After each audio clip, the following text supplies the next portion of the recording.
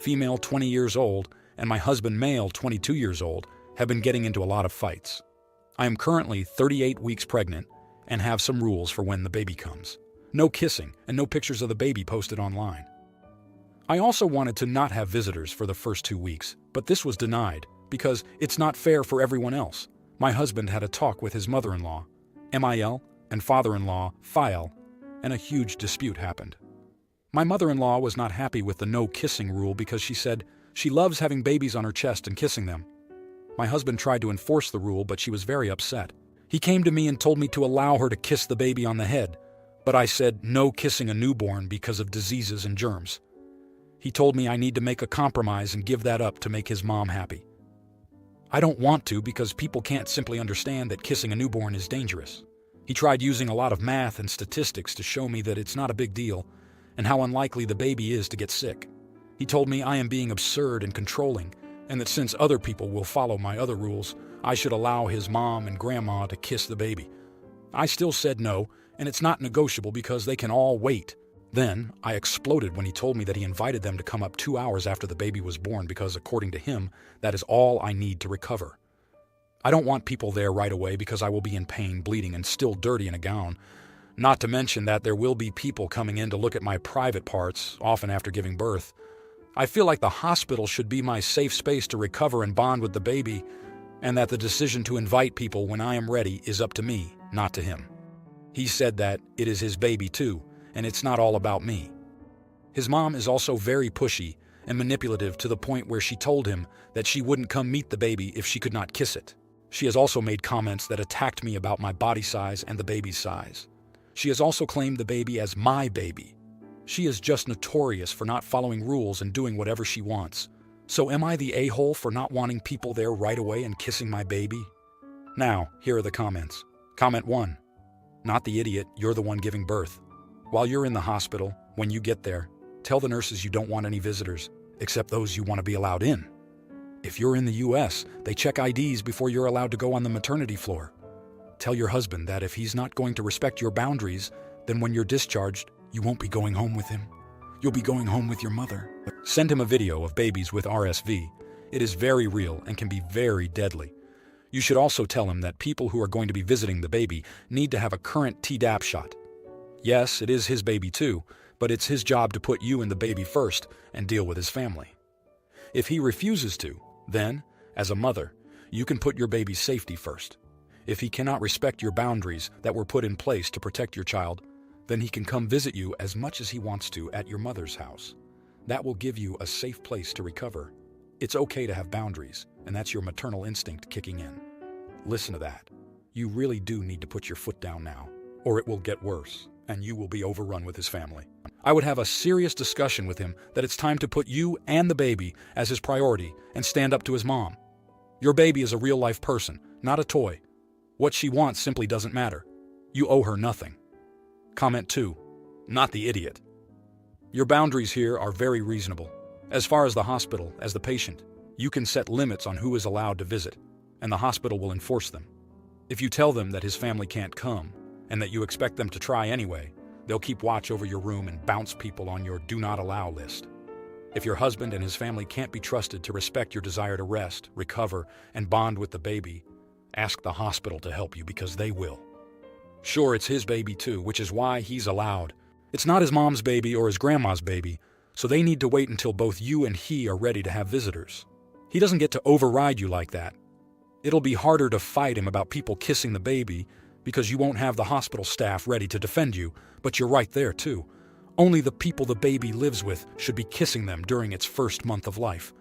RSV is a mild cold for most adults, but it can cause hospitalization or death for a newborn. Why does your husband care more about his mommy's delicate feelings than he does his baby's health, maybe even its life? Comment 3. Not the idiot. Your husband should not ask you to compromise so that his mother is happy. Your husband has a duty and an obligation to ask his mother to make compromises so that his wife, who has just given birth, is tired and discovering motherhood is less stressed. You need to have a serious discussion with your husband. The most important thing is not other people's feelings or whether it's fair. The most important thing is your well-being. Before being the baby's room, the hospital room is your room as a patient recovering from childbirth. Your husband didn't give birth and should be your support when you're tired and at the end of your rope, not your enemy. If he isn't planning on respecting your requests, talk to the nurses and forbid visits. And by the way, kissing a newborn is extremely dangerous and can land them in the hospital. Ever heard of RSV? You should send a link to your husband and let him meditate. He's putting his mother's whims before his baby's health and life. Now, for the next story. My 28-year-old brother has 2 kids from his first marriage.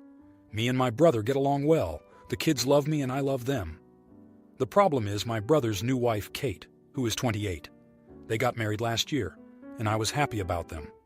I really liked Kate, as we are the same age and could relate to many things, until I realized she despises me and badmouths me to our friends. After confronting Kate about why she dislikes me, she said that it's because I keep in touch with Tom's ex-wife, Luana. The 2 of them divorced on good terms and have 50-50 custody of their kids. I still meet up with Luana occasionally to plan things for the kids' birthdays and holidays, as Luana and the kids are my family. Kate complained about it to Tom, to which he said he can't tell me what to do with my friendship with Luana. Since then, Kate has done everything in her power to prevent me from meeting Tom and his kids. I can only see them when they're staying with Luana. We have a tradition of a family vacation each May. Tom was invited to come with Kate, and they did. Kate knows I'm allergic to pineapple, but she still mixed the cocktails with pineapple juice. She said it's orange juice, so I took a sip and immediately felt how it burned down my throat. I ended up in the hospital getting a drip, and holidays being cut short because of that. Kate claims she didn't know I was allergic to anything and that she genuinely thought it's orange juice, but I beg to differ.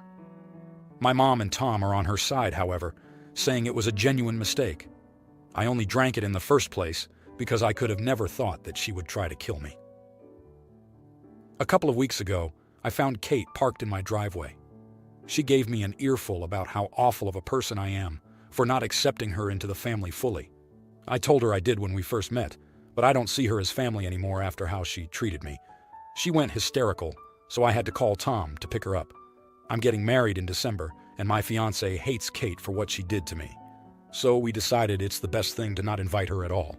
My mom called me and told me to grow up after she found out Kate isn't invited. Tom begged me to invite her too, as he doesn't want to come if Kate isn't going. He said I'm straining his new marriage, and I do feel really bad about it. Kate came over to me after getting the invitation and realizing she wasn't included. She called me and my fiancé a couple of assholes. She said how I should understand her better and love her more, and cried, but I couldn't bring myself to feel one bit sorry. I told them it's our wedding, and we get to decide who is invited and who's not. My fiancé is 100% with me on this, but after being bombarded with calls from Mom, Tom, Kate, and our friends for a few days now, I'm starting to overthink. Am I really the idiot because I don't want Kate to be around me on my wedding? Now, for the next story.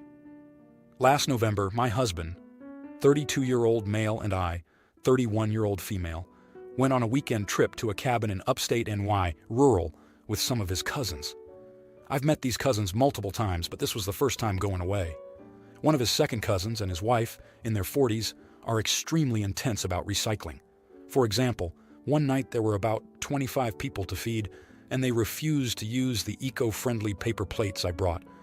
They actually told me off for bringing them, and we all used glass. We also brought a case of waters in plastic bottles, which we never drink at home. We have a filter and use glasses, but do on the rare time we go away. And as soon as they saw it, they told us to bring it back to the car and that they didn't want to see it again. Everyone else had reusable water bottles. We had to go find a collapsible one that happened to be in our car and share that. They also yelled at me when I didn't drink the last sip of my beer, which was warm since I'd been drinking it for 2 hours, and they made me drink it before throwing it away because it wastes cans. Then, when I put the fan in the trash, the cousin's wife playfully yelled at me. I don't know her well at all, even after I explained we aren't allowed to recycle cans in our town. Overall, it was just kind of intense for me. We all paid equal shares to stay there, so I'm not sure why they thought they could run the whole thing. We were already kind of outsiders, since we don't see these cousins all that often, so it was pretty uncomfortable. I will say I'm very eco-conscious at home. I use all glass, we compost, and we recycle as much as possible. We have an all-organic yard and wear mostly organic clothing made with fair labor practices. However, I felt annoyed because I had to play specifically by their rules, doing what they thought was important. I didn't yell at anyone else for bringing non-organic food, despite the fact that we eat organic, because I understood that we're on vacation and other families may not do things the same, so we have to bend a little. The group is trying to plan again for this year, and I told my husband I'm not up for going. It was just too stressful, and I would feel like I need to be so careful. He got upset with me and said that while they're annoying, it's not a big deal, and I should do one weekend for him to see his extended cousins. He says I'm being a bit harsh towards his cousins and making too much of this. He says he's let plenty of things roll off with my family and wishes I would do the same just for this one weekend. I will say that the cousins weren't super nice and laid around, mostly watching TV instead of interacting or playing games. So the recycling thing is mainly what sticks in my head from the whole weekend since there wasn't much else. Now I'm feeling guilty but still really don't want to go. Am I the idiot? Now, here are the comments. Comment 1. Not the idiot if the in-laws' family members make you miserable, then it shouldn't be on you to make happy with them anyway. Compromise only works if both sides are compromising, not one. Frankly, you should have brought up the issues at the time and stood up for yourself. I would have if it was big enough of an annoyance that I wouldn't want to visit them again. I also would have talked about it with the spouse, at least shortly after the trip, so they could reach out to their family about it. They are his family that he wants to visit and wants you to go with him when he could go solo, so he can sort it out. Comment 2. Not the idiot. Why do spouses have to do everything together? I never get the need to drag your significant other to events they don't want to go to and that have little reason for them to be there. This isn't a wedding, funeral, or even dinner with close family. It's cousins that you don't see but once a year. But it's a two-way street. You can't guilt trip him into going to your high school reunions because you don't want to show up alone and then force him to listen to Remember When stories all night long. Comment 3. Everyone sucks here, them for their behavior, you for kowtowing to it. Go, but don't let them be so incredibly overbearing. If they tell you you can't use plastic water bottles, tell them to frick off. I have no idea why you rolled over so quickly. Also, they're complete morons. Once the water bottles have been packaged, the ecological damage is already done. They exist. You can't unmake them by putting them in a car for a weekend. Now, for the next story. My fiancé and I are engaged.